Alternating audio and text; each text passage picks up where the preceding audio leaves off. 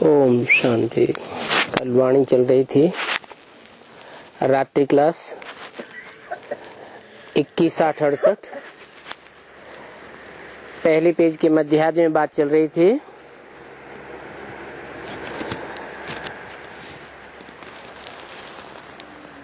तुम बच्चों को नॉलेज तो मिली है रचयिता और रचना के आदि मध्य अंत की,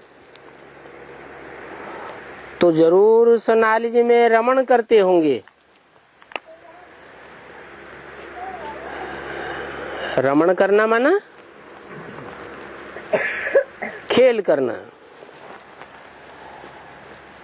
जिनको खुशी का पारा चढ़ रहा है उनसे तो पूछने की बात ही नहीं है, क्योंकि चेहरा ही बताता है कि ये खुशी में रमण करते रहते हैं। खेल में तो खुशी होती है ना।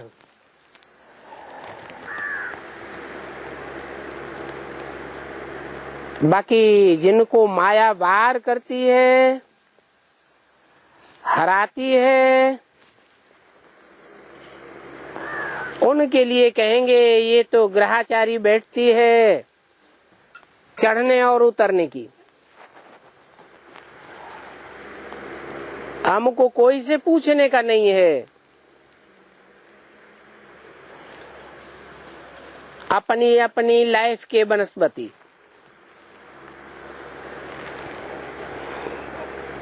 कहेंगे कि बच्चों को अपना अपना रास्ता मिला हुआ है।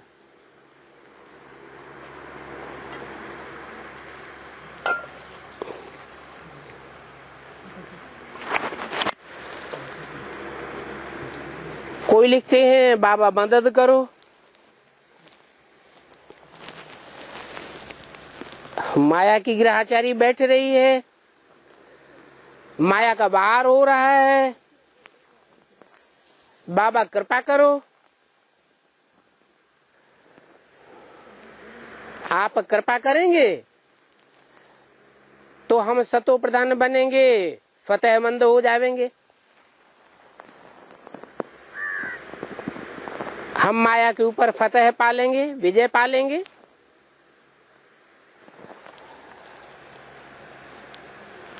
अब यहाँ कोई मदद की तो दरकार ही नहीं है। ये क्या बात हुई? बच्चों के ऊपर माया का भार हो, बच्चे मदद मांगे बाप से और बाप कहे मदद की दरकार ही नहीं। ऐसे क्यों कहा? इसलिए कहा कि 63 जन्मों की रील ब्राह्मण जीवन में घूम रही है। उस रील में जब अच्छे कर्मों का उदय होता है तो अवस्था अच्छी बन जाती है, और जब बुरे कर्मों का उदय होता है तो लगता है कि माया का वार हो गया। अब इसमें बाप क्या करेंगे? हाँ, बच्चों को और ही तीव्र पुरुषार्थ कर देना चाहिए। जब जब माया का वार होता है तो हिम्मत नहीं हारनी चाहिए। हिम्मते बच्चे तो मदद है बाप। बाकी कोई मदद मांगने की बात नहीं है। पढ़ाई में कोई मदद करते हैं क्या? टीचर स्टूडेंट की पढ़ाई में मदद करेगा क्या? टीचर अगर मदद कर दे तो सभी स्टूडेंट आगे बढ़ जाएं। परंतु सब आगे बढ़ते हैं क्या? जो पढ़ेंगे वो आगे बढ़ेंगे, नहीं पढ़ेंगे तो पीछे रहेंगे। तो बाप कहते हैं कि अपने ही पुरुषार्थ से पास होना है। इसमें टीचर की मदद कोई काम नहीं करेगी, बाबा की मदद भी कोई काम नहीं करेगी। तुम बच्चे भी पुरुषार्थ करते रहते हो, समझा जाता है ये सर्विस ही करते रहते हैं। भले स्थूल सर्विस में है तो भी कई बच्चे ऐसे हैं जो स्थूल सर्विस में रहते हुए भी दूसरों की सेवा करते रहते हैं। लौकिक अलौकिक दोनों प्रकार की सेवा करते रहते हैं। ऐसे नहीं कि लौकिक सेवा से छुट्टी लेवे तब ही सर्विस हो सकती है। जैसे यहाँ पहरे वाला है,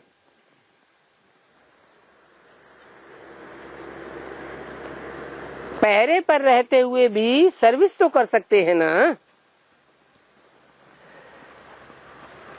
बल दुनिया वाले जानते हैं कि ये तो पहरे वाला है,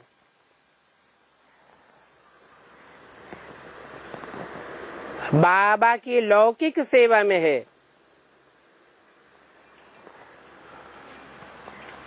परंतु अंदर से सर्विस तो कर सकता है ना। मनसा मनन चिंतन मंथन तो कर सकता है ना।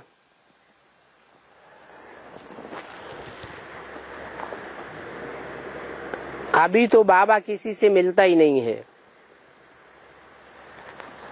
बाबा की पहचान वाले आते तो बहुत हैं। ये वंडरफुल पुरुषोत्तम संगम युग है। यहाँ बहुत ही वंडरफुल बातें होती रहती हैं और आगे चल करके ड्रामा में और ही वंडरफुल बातें होती रहेंगी।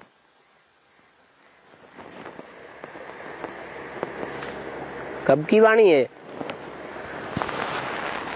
ये तो 68 की वाणी है। 68 में तो बेसिक ज्ञान ही था। फिर भी लगता था बाबा तो बहुत वंडरफुल बातें सुनाते हैं, लेकिन बोला आगे चल करके और ही वंडरफुल बातें सुनते रहेंगे। तो जो पुराने पुराने बीके हैं मम्मा बाबा के जमाने के, उनके कानों में जब एडवांस नॉलेज की बातें सुनती हैं, पढ़ती हैं, तो कितना वंडर खाते हैं। अरे बाबा ने जो बातें हमें सुनाई थी उन बातों पर इस तरह तो हमने कभी विचार किया ही नहीं था। बाबा कहते हैं जब नई नई बातें सुनेंगे और आफतें भी आती रहेंगी,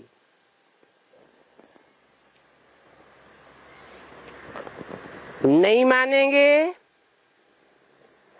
मौत सामने जब खड़ी दिखाई देगी तब तो जरूर तेजी से पुरुषार्थ करेंगे। बहुत से हैं जो बेसिक में अभी नहीं मानते हैं, वंडर तो खाते हैं लेकिन मानते नहीं हैं। तो उनको भी उन बातों के आधार पर पुरुषार्थ करना पड़ेगा। बल समझते हैं, अजन देरी है, फिर भी पैगाम पहचानने की कोशिश तो चलती रहती है। नहीं समझते हैं तो समझते हैं देरी है। कल्प कल्प सभी को बाप का परिचय देना पड़ता है। परिचय देते भी हैं, फिर भी कुछ समझते नहीं है। किसको जाकर के समझाना भी बहुत सहज है।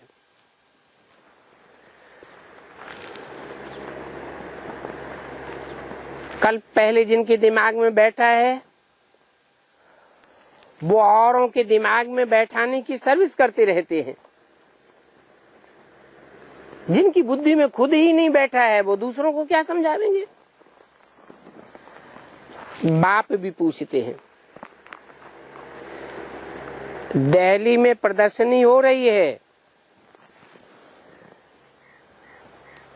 चांदनी चौक की तरफ।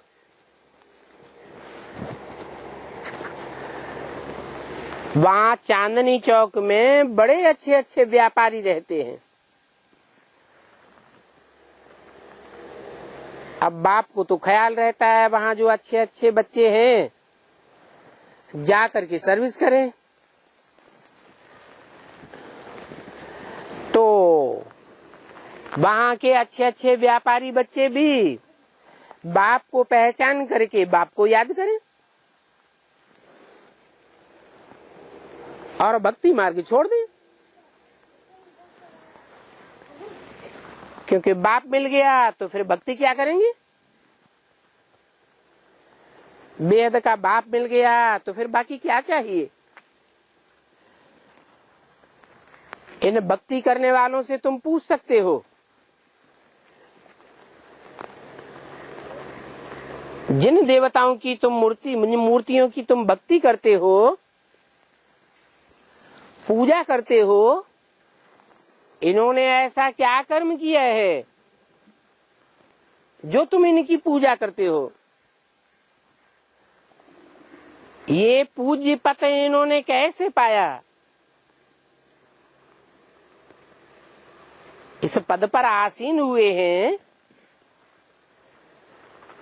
तो कुछ तो किया होगा।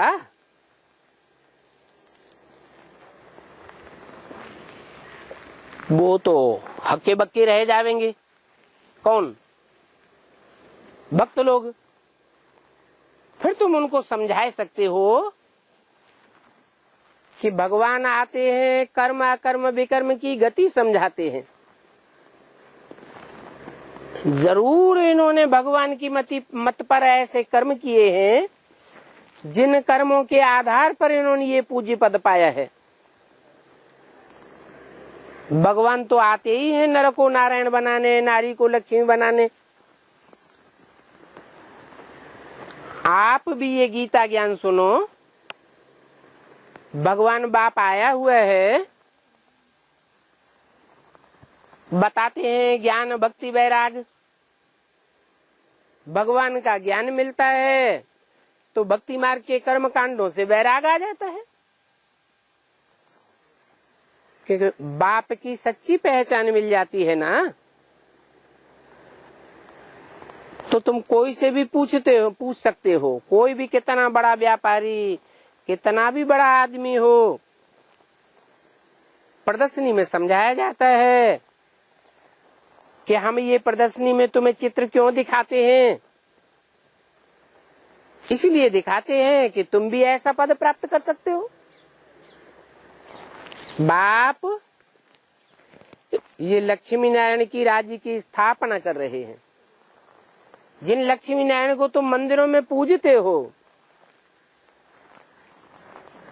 बाप पूछते हैं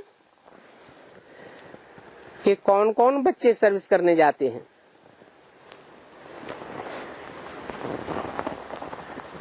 बाप को समाचार दो अपनी सर्विस का।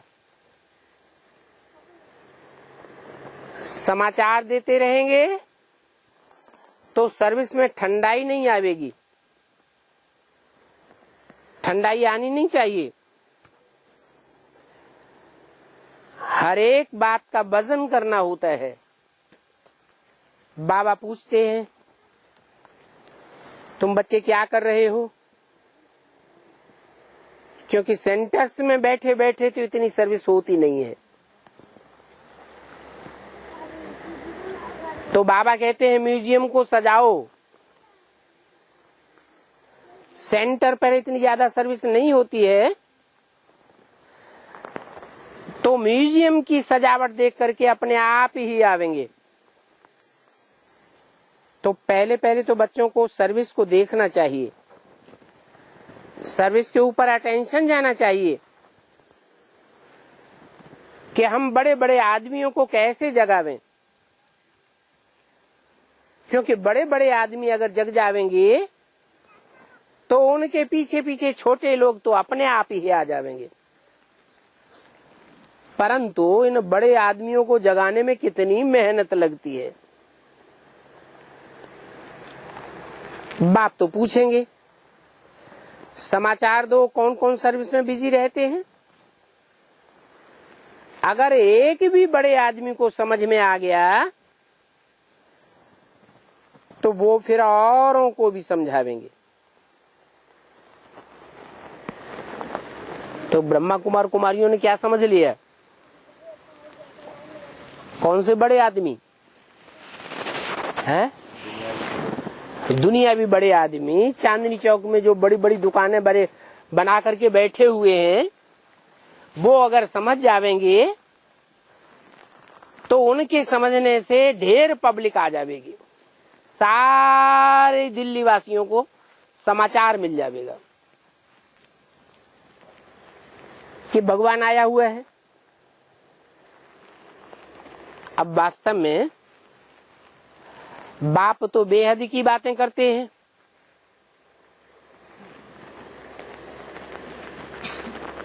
जो बाप बेहद की बातें करते हैं वो ज्ञान रत्नों के व्यापारी होंगे। उनके लिए कहते हैं जो बड़े बड़े व्यापारी हैं, और जो बड़े बड़े व्यापारी होंगे वो अपने हमजिन्स को पहले जगावेंगे, उनको आप समान बनावेंगे, तो ज्ञानी तू आत्माएं जो निकलेंगी वो बाप की पहचान सारी दुनिया को देंगी। या जो स्थूल धन के व्यापारी हैं वो सारी दुनिया को बाप का परिचय देंगे। कौन देंगे बाप का परिचय? जो माला के मणके बनेंगे, बाप के ज्ञान को गहराई से पकड़ेंगे, जिनका जीवन ही ज्ञान रत्नों से खेलने का है, जो धंधा ही ज्ञान रत्नों का करते हैं, ऐसे ज्ञान रत्नों के बड़े बड़े व्यापारी सारे संसार में बाप का परिचय फैलावेंगे। इसलिए उन आत्माओं की यादगार माला बनाई गई है, और वो माला हर धर्म में स्मरण की जाती है। ऐसी आत्माओं को संगठित करने का काम कोई हद के व्यापारियों की बात नहीं है।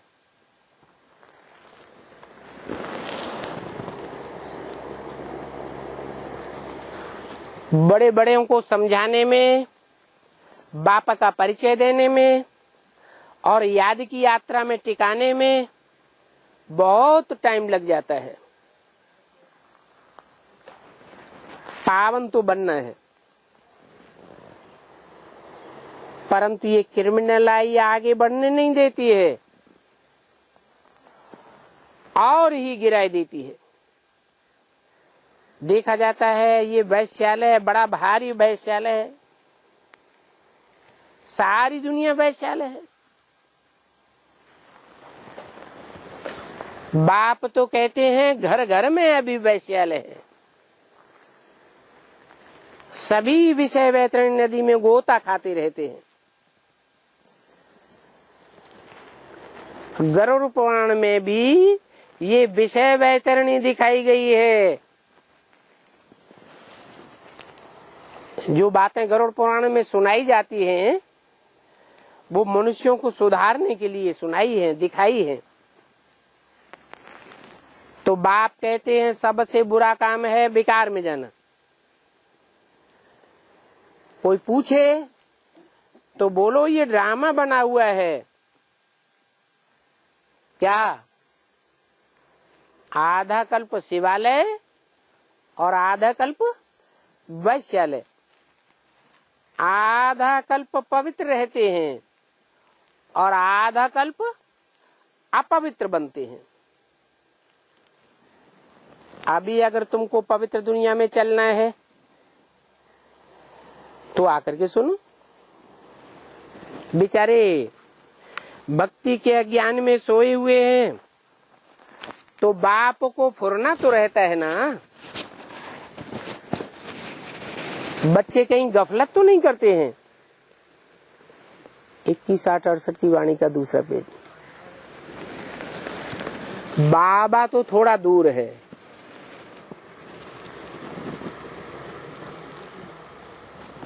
किससे? जो सर्विस करने वाले बच्चे हैं, बाहर की दुनिया में सर्विस कर रहे हैं, उन बच्चों से बाबा तो थोड़ा दूर है। अगर नजदीक में हो तो सभी बच्चों की हाल चाल, सर्विस का समाचार पूछता रहे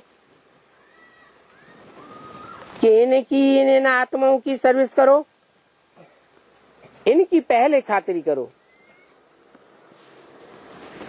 ईश्वर भी आते हैं तो अविनाशी ज्ञान रत्नों की खातिरी करते हैं ना,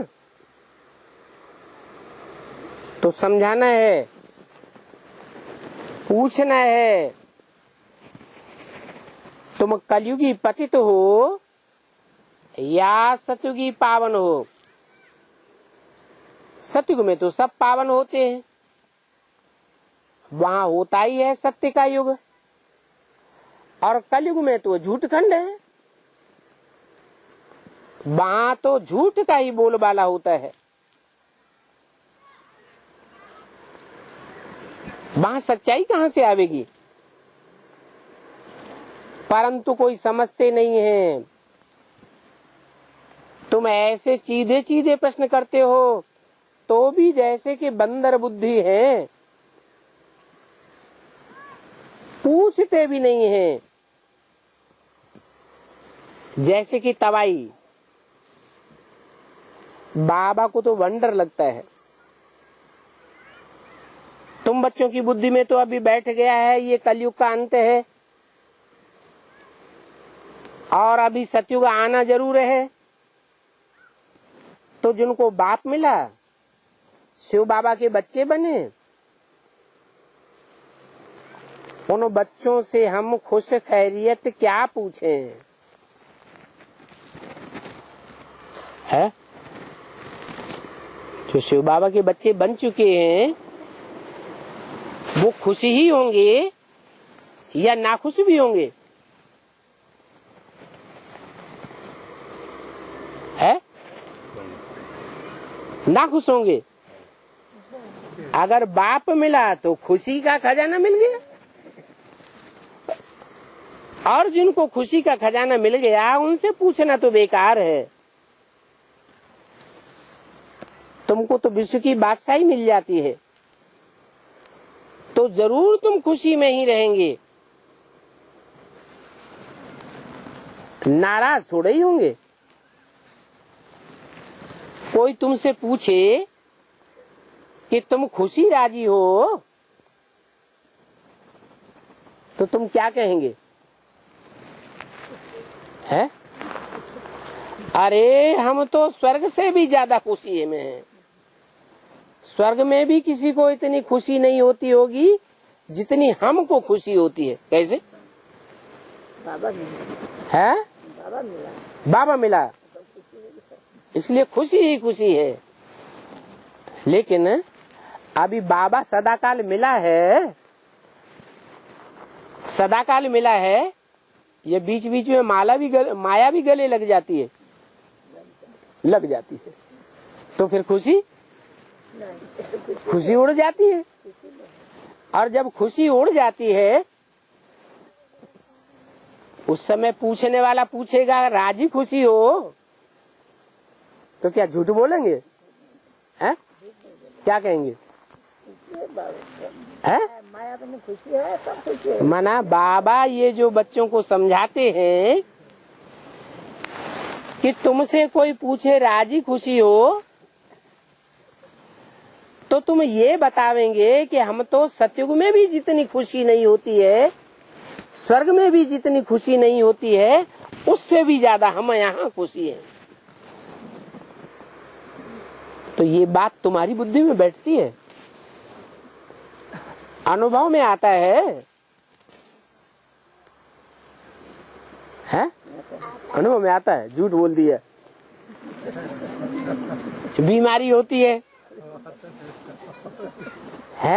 चोर डकैत चोरी कर ले जाते हैं, दुख तो आते हैं ना, माया तंग तो करती है ना। तो ये बात बाबा ने क्या झूठ बोल दी कि तुम बच्चे तो कहेंगे कि हम सतयुग में भी जितने खुश नहीं होते हैं उतनी खुशी हमको यहाँ है संगम युग में। कैसे? अभी है कहेंगे माना ऐसा भी स्वर्णिम संगम युग आवेगा हम बच्चों के लिए जो कुरान में लिखा है कि जब विनाश बर्पा होता है तो खुदा के बंदे बड़ी मौज में रहते हैं, बड़े खुश नसीब रहते हैं। उनका रक्षक साक्षात भगवान उनकी रक्षा करता है। काहे से रक्षा करता है? माया से रक्षा करता है, विनाश की एक्टिविटीज से रक्षा करता है, प्रकृति के प्रकोप से रक्षा करता है। तो अभी हमसे कोई पूछे कि राजी खुशी हो तो अंतर क्यों पड़ता है? बाबा ने जो हमको राजी खुशी का लक्ष्य दिया कि संगम युग है मौजों का युग, तो क्या सदैव मौज में रहते हैं? रहते हैं? नहीं रहते हैं, क्योंकि 63 जन्मों की रील अभी घूम रही है। अभी हमने अपने 63 जन्मों के पाप कर्मों से मुक्ति नहीं पाई है। पाप कर्मों के ऊपर जब हम विजय प्राप्त कर लेंगे, हमारे पाप सारे ही याद की यात्रा से भस्म हो जाएंगे, तब हमारे लिए स्वर्णिम संगम युग आवेगा और हम ऐसी स्थिति का अनुभव करेंगे कि सतयुग और दूर हो जाए। क्या? क्यों? क्योंकि सतयुग में नीचे गिरेंगे या ऊपर उठेंगे? है? सतयुग में जन्म जन्मांतर नीचे गिरते रहेंगे या ऊपर उठेंगे? नीचे गिरते रहेंगे। और अभी हमें पता है कि अभी हम चढ़ती कला में जा रहे हैं या गिरती कला में जा रहे हैं। अभी हमारी चढ़ती कला है, हमारे ऊपर रक्षक भगवान बैठा हुआ है हमारी रक्षा करने के लिए। तो ऐसी बच्चों की स्टेज होनी चाहिए कि हम तो सतयुग से भी यहाँ बहुत खुशी में हैं। सतयुग में तो तुम्हारा जन्म कैसा होगा? चांदी समान होगा, तांबे समान होगा। कैसा होगा? चांदी समान सतयुग होगा, सोने समान तुम्हारा जन्म होगा। और यहाँ तो तुम दुनिया के हीरो महसूस करोगे अपने को। तुम बीज रूप आत्माएं हो, सारी दुनिया के बीज हो। एक एक बीज में जैसे कि एक एक दुनिया समाई हुई है। तो तुम अपनी अपनी दुनिया के बीज हो। माना तुम्हारी जो भी दुनिया है 84 जन्मों की, 84 जन्मों में जो भी आत्माएं तुम्हारे संसर्ग संपर्क संबंध में आने वाली है जन्म जन्मांतर, उन आत्माओं के बीच में तुम हीरो पार्टधारी हो। सबकी दुनिया एक जैसी होगी? हर आत्मा के संसर्ग संपर्क और संबंध एक जैसे होंगे क्या कि अलग अलग होंगे? है? अरे इस जन्म में हमारा जिन आत्माओं से संबंध संपर्क जुटा है, हो सकता है इस जन्म के संबंधी संपर्की अगले जन्म में भी मिल जाए। लेकिन इस जन्म के जो भी संपर्की संबंधी हैं वो सारे के सारे अगले जन्म में वो ही मिलेंगे, कोई दूसरे नहीं मिलेंगे। हाँ? दूसरे भी मिलेंगे, फिर अगले जन्म में और नहीं मिलेंगे। माने पुराने भी पुरानों में नए भी ऐड होते जाएंगे।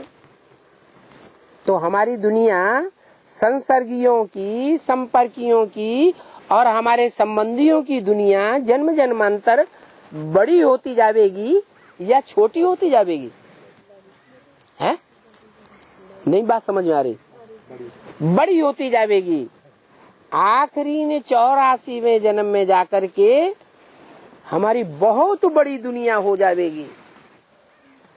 उस दुनिया के हम हीरो पार्टधारी हैं। हर आत्मा में जैसे कि एक एक दुनिया समाई हुई है। लोग कहते हैं ऊपर जो आसमान में सितारे हैं, उन सितारों में एक एक दुनिया है, लेकिन वो तो जड़ सितारे हैं, उनमें कोई दुनिया समाई हुई नहीं है। वो सितारे तो सूरज से कोई बहुत दूर है और कोई सूरज के बहुत नजदीक है। वहां तो जिंदगी ही नहीं है, जीवन ही नहीं है।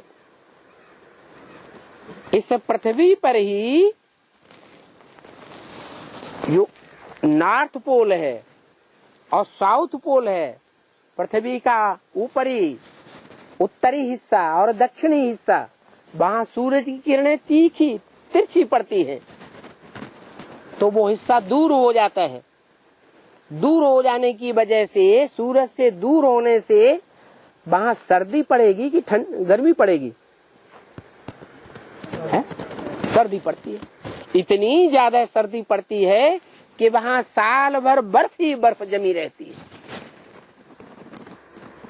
उस बर्फ के माहौल में कोई जीव जंतु जिंदा रहेगा क्या? जिंदा भी नहीं रहता। वहां कोई भी जीव जंतु नहीं है। पृथ्वी पर सिर्फ बीच का हिस्सा और आसपास का जो हिस्सा है, जहां सूरज की किरणें सीधी पड़ती हैं, वही जीवन है। तो देखो, पृथ्वी पर ही कुछ हिस्सा दूर हो गया, कुछ हिस्सा नजदीक है, तो कितना अंतर पड़ जाता है। तो और सितारे तो सूरज से कितनी दूर हैं और कितने नजदीक हैं, वहां जीवन होने का कोई सवाल ही पैदा नहीं होता। फिर जो मान्यता है कि एक एक सितारे में दुनिया समाई हुई है, वो किसका गायन है? ये तुम धरती के चैतन्य आत्मा रूपी सितारों का गायन है। तुम्हारी अपनी अपनी दुनिया है 84 जन्मों की। 84 जन्मों में जो एक आत्मा रूपी सितारे के संपर्की, संबंधी, संसर्गी होंगे, वो ही संपर्की, संबंधी और संसर्गी दूसरी आत्मा के नहीं हो सकते। कुछ न कुछ अंतर जरूर होगा। तो बताया कि तुम तो अपनी दुनिया के हीरो पार्टधारी हो। कोई छोटा सितारा, कोई बड़ा सितारा, कोई की छोटी दुनिया और कोई की बड़ी दुनिया। तो तुम हीरे जैसा बनते हो कब? कौन से युग में? संगम युग में। बाप मिला तो तुमको खुशी होती है ना? खुशी होती है कि पहले पहले तो हम 21 जन्म कब दुखी नहीं होंगे। पूरा 21 जन्म 100% हमको सुखी ही सुख होगा। वहां दुख का नाम निशान भी नहीं देखेंगे। तुम समझते हो हम आत्मा यहाँ बेहद का पार्ट बजाने आती है? ये दुनिया बेहद का रंगमंच है। इतना तुमने ज्ञान सुना है तो जरूर उतनी सर्विस करते रहते हैं। फिर भी इतना ज्ञान सुनने के बावजूद भी तुमको और ज्यादा सुनने के लिए बाप के नजदीक आने की इच्छा बनी रहती है। ज्ञान थोड़ा सुना है या ज्यादा सुना है? बेसिक के मुकाबले। अच्छा, दुनिया के मुकाबले जो नई नई बातें तुमने बेसिक में बहुत सुनी और बेसिक के मुकाबले अभी एडवांस में बहुत ज्ञान सुना, फिर भी इतना सुनने के बावजूद भी अभी भी बाप से और जास्ती सुनने की इच्छा होती है या इच्छा नहीं होती है? हैं? और जास्ती इच्छा होती है। क्यों?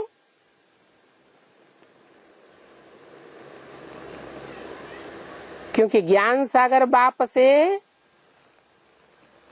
हमारे 84 जन्मों का सारा ही ज्ञान दर्पण हमारे सामने आ जाना चाहिए।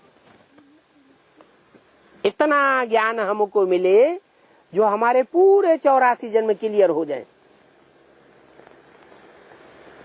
तब आत्मा को संतुष्टि होगी। तो कोई भी नए आते हैं तो पहले पहले उनको बाप की बात समझानी है कि बाप से हमको क्या मिलता है। वो हमारा बाप भी है, टीचर भी है।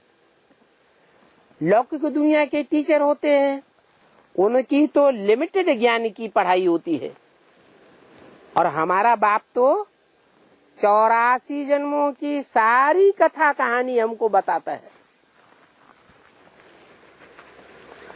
और कोई टीचर तो इतना सुना ही नहीं सकता। तो पहले पहले तुमको 2 बाप की समझानी देनी है, फिर बताना है कि वो हमारा बाप भी है, टीचर भी है, और सदगति करने वाला सदगुरु भी है। एक होता है हद का बाप और दूसरा होता है बेहद का बाप। हद का बाप माने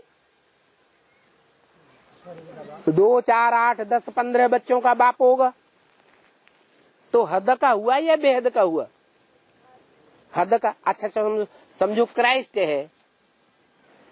क्राइस्ट के जो बच्चे हैं आज दुनिया में कितने होंगे?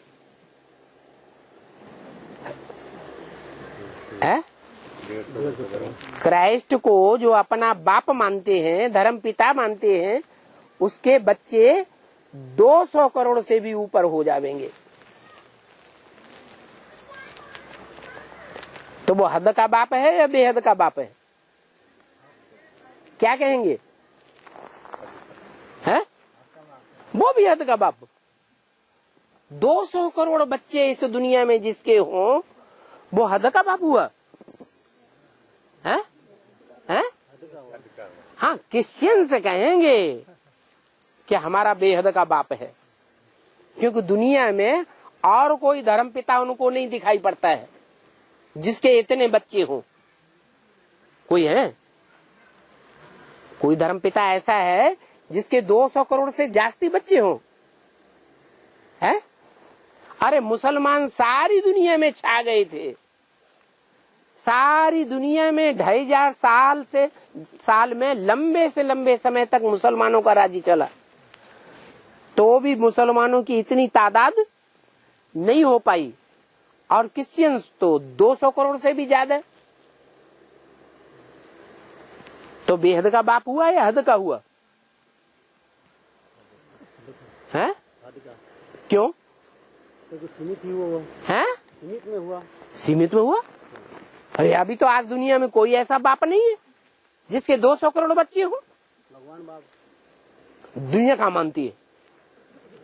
अरे तो तुम ब्राह्मणों के बीच में, तुम्हारे ब्राह्मणों में भी 2 पार्टियां हो गई बड़ी बड़ी। बेसिक वाले मानते हैं? है? नहीं मानते ना। अरे दुनिया तो अभी बहुत दूर है। तुम ब्राह्मणों में ही जो बेसिक के ब्राह्मण हैं वो ही नहीं मानते हैं कि कोई प्रजापिता है इस सृष्टि पर जो बेहद का बाप है।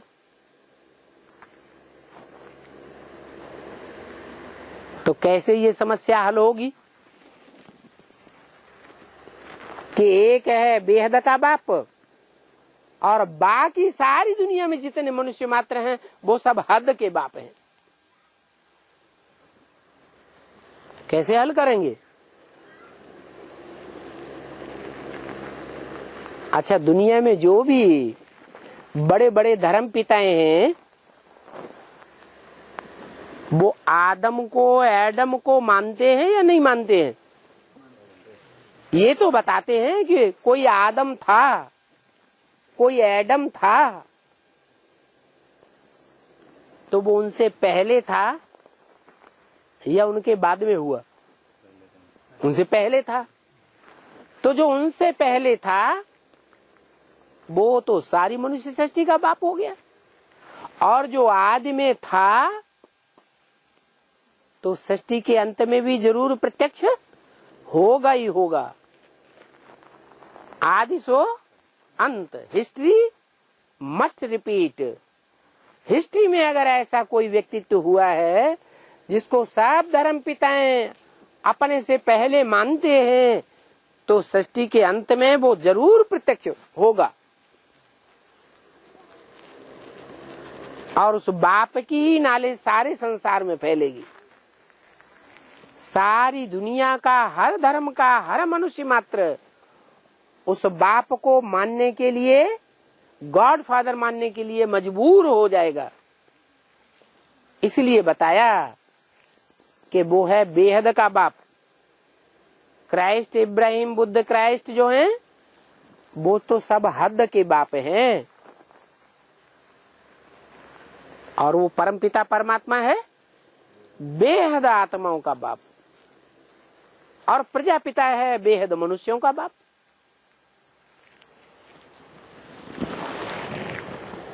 वो दोनों बेहद के बाप जिनसे विश्व की बादशाही मिलती है,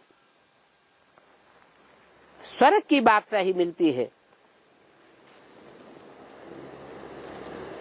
तो जो बाप गॉड फादर के बच्चे हैं उनको तो जरूर बाप से वर्षा मिलना चाहिए। नहीं तो बाप के घर में बच्चा पैदा हो तो पैदा होने से ही वर्षे का हकदार हो जाता है या नहीं हो जाता है? जन्म सिद्ध अधिकारी हो जाता है। तो यहाँ ईश्वर बाप के भी ऐसे ऐसे बच्चे हैं जो भगवान बाप के अंत तक बच्चे बने रहेंगे, और कोई दूसरे को, धर्मपिता को अपना बाप स्वीकार नहीं करेंगे। उन बच्चों को स्वर्ग की बादशाही का वर्षा जरूर मिलेगा। तो ऐसे ऐसे समझाना होता है। तुम भी भूल गए थे कि तुम देवताएं थे, फिर पुनर्जन्म लेते लेते पतित बने हो। बाप ने तुमको मनुष्य से देवता बनाया था, स्वर्ग का वर्षा दिया था। जरूर पहले पहले भक्ति की होगी। जिन्होंने जितनी जास्ती भक्ति की होगी उन्हों की बुद्धि में उतना ही जास्ती ज्ञान बैठेगा। क्या?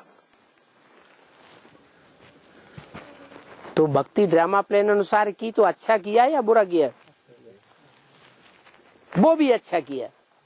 और जिन्होंने जितनी सतो प्रधान भक्ति की होगी उनकी बुद्धि में क्या रिजल्ट आएगा? उतना ही सतो प्रधान ज्ञान बुद्धि में बैठेगा। मिक्सचरिटी की बातें बुद्धि में नहीं रहेंगी। जिन्होंने जितनी भी विचारी भक्ति की होगी उन्हों की बुद्धि में उतना ही कैसा ज्ञान बैठेगा? विचारी ज्ञान बैठेगा। दूसरों की बातों को भी मानते रहेंगे। इसलिए मुरली में बोला है एक से ज्ञान सुनना चाहिए तो अभी विचारी ज्ञान रहेगा। अगर अनेकों से ज्ञान सुना तो ज्ञान कैसा हो जाएगा? बेविचारी ज्ञान हो जाएगा। और जिनका बेविचारी ज्ञान हो जाएगा वो कमजोर आत्माएं हो जाएंगी या पावरफुल आत्माएं रहेंगी? कमजोर आत्माएं हो जाएंगी। वो कमजोर आत्माएं दूसरे धर्मों में कन्वर्ट होती रहेंगी। इसलिए कहा जाता है स्वधर्मे निधनम श्रेय, अपने धर्म में मर जाना अच्छा, पर धर्मो भयावह, दूसरे का धर्म भय पैदा करने वाला है। दूसरे के धर्मों में जो कन्वर्ट होते हैं वहां जाकर के दास दासी बनना पड़ता है।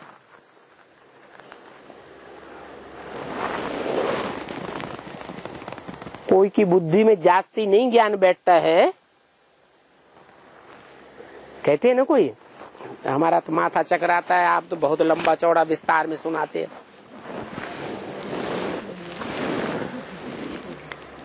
तो समझ लेना चाहिए इसने जास्ती भक्ति नहीं की है, उसको फिर नटशेल में समझाना होता है।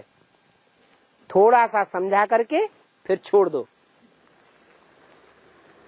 जितना थोड़ा सा सुना है वो पचाए ले, फिर उसके बाद और आगे बताना।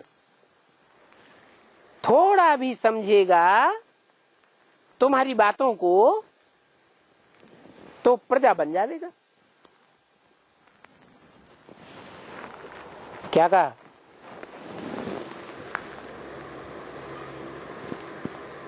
थोड़ा भी सुनेगा तो प्रजा बन जाएगा, और ज्यादा सुनेगा तो क्या बन जाएगा? प्रजा कैसे बन जाएगा? प्रजा पुरुषार्थ नहीं करती है पवित्र रहने का। क्या? और राजाएं जो राजवर्ग की आत्माएं हैं, जो राजयोग सीखती हैं, तो राजयोग सीखने वाले पवित्र बनेंगे या प्रजा पवित्र बनेगी? जो राजयोग सीखने वाले बच्चे हैं, राजयोग बाप ही सिखाता है, कोई मनुष्य मात्र तो राजयोग सिखाता नहीं। तो राजयोग सीखने वाले जो हैं वो राजाई घराने में जन्म लेंगे। अभी समय दिन प्रतिदिन नाजुक होता जाता है। ऐसे क्यों कहा?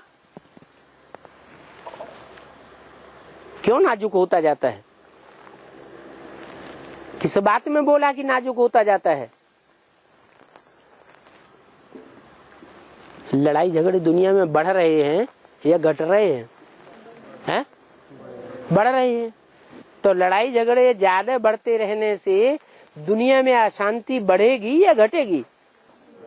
बढ़ेगी।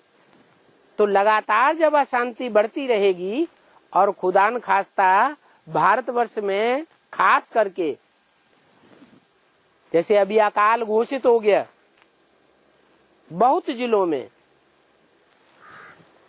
और सारे भारत में कहीं अकाल घोषित हो गया 4-8 साल में, तो मारामारी हो जाएगी। और मारामारी जब हो जाएगी तो चारों तरफ अशांति होगी। उस अशांति के वातावरण में कोई बैठ करके ज्ञान सुन सकेगा? है? हम लोगों को खाने के लिए रोटी नहीं मिलेगी, पीने के लिए पानी नहीं मिलेगा, पहनने के लिए कपड़े नहीं मिलेंगे। मारामारी लड़ाई झगड़े की वजह से, जैसे हिंदुस्तान पाकिस्तान की मारामारी हुई थी ना सन 47 में, तो मकान मिले थे रहने के लिए, हैं? कितने दर बदर हो गए। बरसात में, ओलों की बरसात में उनको सर छुपाने के लिए जगह भी कहीं नहीं मिली, पेड़ों के नीचे रात गुजारनी पड़ती थी। वो तो छोटा मोटा विनाश था। और अभी तो क्या होना है? अभी तो सारी दुनिया में महाविनाश बर्पा होना है। कितनी हालतें खराब हो जाएंगी। तो समय नाजुक होता जाता है, दिन प्रतिदिन समय नाजुक होता जाता है। बारूद के ढेर बनते रहते हैं। ये क्या होता है? जो एटम बम है वो बारूद के ढेर है ना, लड़ाइयां लगती रहेंगी।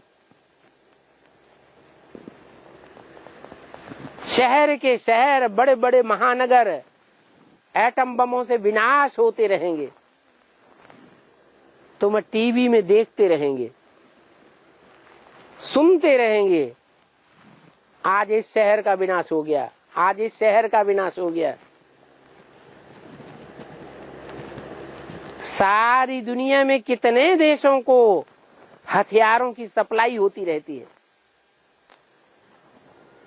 जहां तहां लड़ाई झगड़े की ही बातें होती रहती है।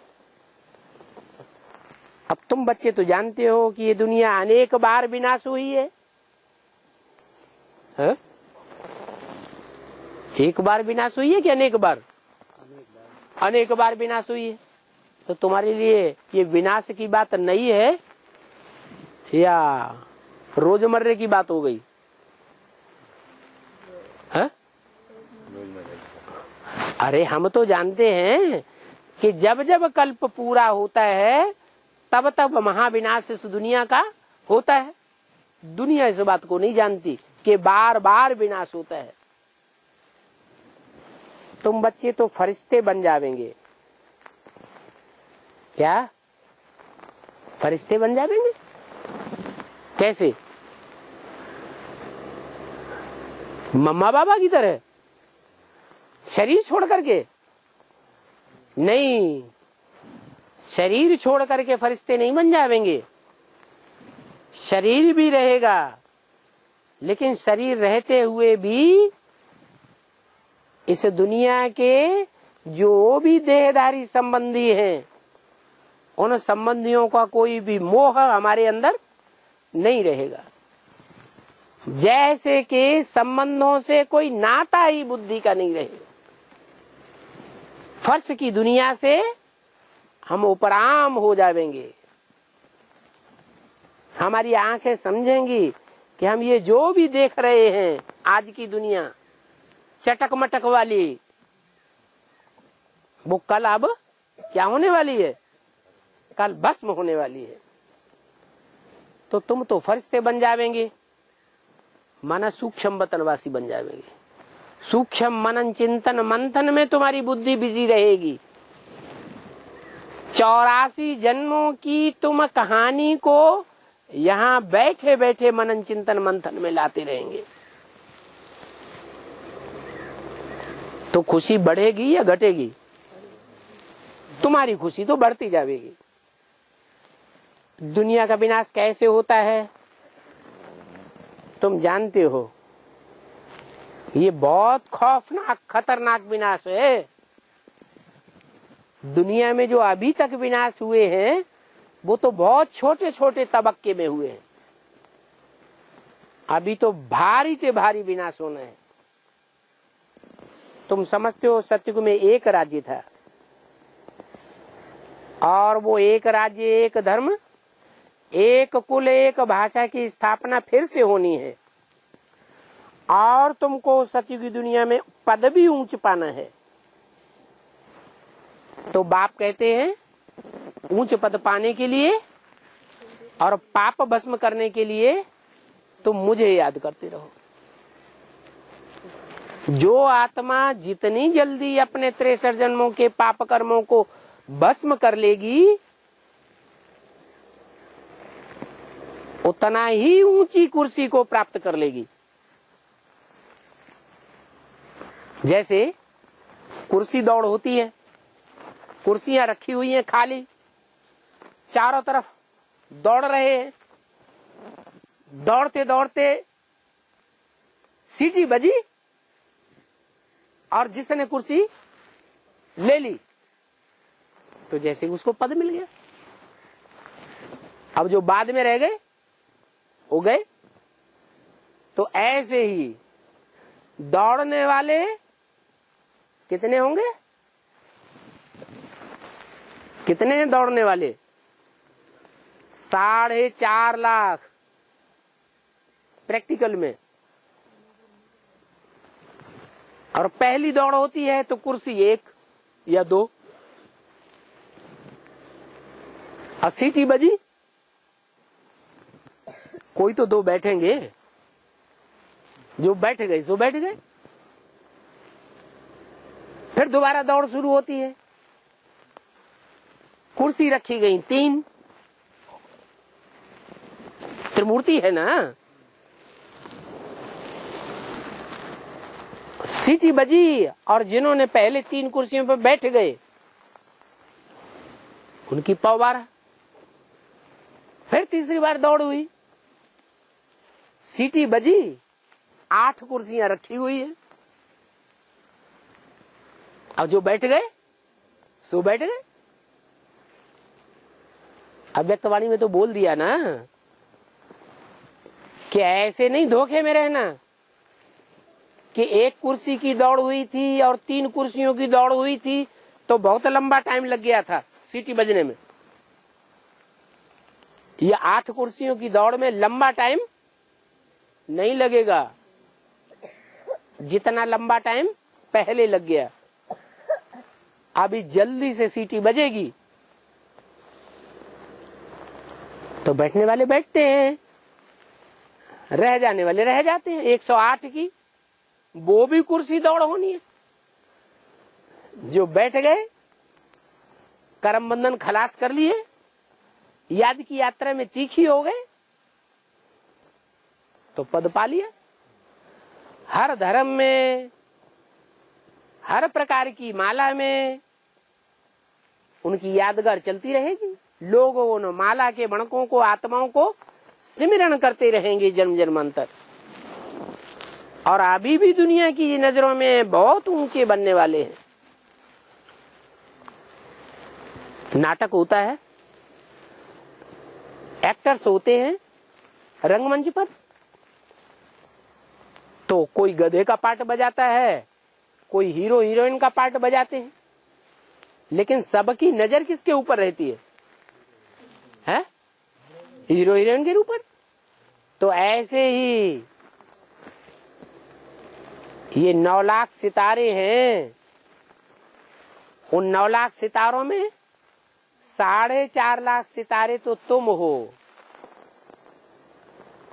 जो हीरो पार्टधारी बनते हो, जो संगम युग में अपने अस्तित्व को सूर्य, ज्ञान सूर्य के अस्तित्व में मर्ज कर देते हो। अपने मान मर्तबे की चिंता नहीं करते हो। तो तुम 4.5 लाख सितारों को बाप कितना प्रत्यक्ष करेगा? तुम बाप को प्रत्यक्ष करने के लिए अपने को गुप्त कर देते हो। बाप फिर क्या करते हैं? बाप खुद गुप्त हो जाते हैं और तुम बच्चों को दुनिया में प्रत्यक्ष कर देते हैं। तो 4.5 लाख ये ऐसे सितारे हैं जिन सितारों में दुनिया बसी हुई है, और जो दुनिया की आत्माएं उन सितारों में बसी हुई है, वो आत्माएं उन सितारों को अपना हीरो मानेंगी। 500 करोड़ की नजर कहाँ लगी हुई होगी? है कोई ऐसा स्थान होगा दुनिया में जहां 500 करोड़ मनुष्य आत्माओं की नजर लगी हुई होगी? वो साकार परम धाम जो बोला, परम धाम को तुम बच्चे सृष्टि पर उतार लेंगे। उस साकार परम धाम में वो 4.5 लाख सितारे तपस्या में बैठे हुए होंगे। और सारी दुनिया कितनी ऊंची नजरों से देखेगी। तो बोला कि तुम बच्चे तो समझते हो कि हमें तो ऊंच पद पाना ही पाना है। क्या दुनिया की नजरों में जो 4.5 लाख हैं वो भी ऊंच माने जाएंगे? तुम तो जानते हो वो 4.5 लाख प्रजापद वाले हैं या राजपद वाले हैं? है? वो 4.5 लाख होंगे, वो प्रजा वर्ग वाली की आत्माएं होंगी या राजपद वाले आत्माएं होंगी? हैं? वो सब राजा होंगे। 4.5 लाख हैं? 4.5 लाख जो साकार शरीरधारी होंगे, तपस्या करने वाले, उनमें 4.5 लाख प्रवेश होने वाली आत्माएं कितनी हुई? 9 लाख सितारे। ये 9 लाख सितारे सतयुग में जाके जब जन्म लेंगे उच्च पद पाने वाले होंगे या प्रजा वर्ग होगा? प्रजा वर्ग की होंगी। राज परिवार की आत्माएं तो बहुत थोड़ी होती हैं, उसमें भी राजा रानी तो मुख्य और बाकी सब होंगे राज्याधिकारी। अकेले राजा रानी थोड़ी सारा राज्य चलाते हैं, चलाते हैं क्या? राज्य अधिकारी भी साथ ही होते हैं। तो वहां कहा जाता है यथा राजा तथा प्रजा। क्यों कहा जाता है? ये पहले जन्म की बात है, संगम युग की, यह सतयुग त्रेता द्वापर कलयुग की बात है। यथा राजा तथा प्रजा कहाँ की बात है? संगम युग का ये गायन है कि यहाँ ऐसा राज्य स्थापन होगा जहाँ प्रजा भी हीरो पार्टधारी होगी। ओम शांति।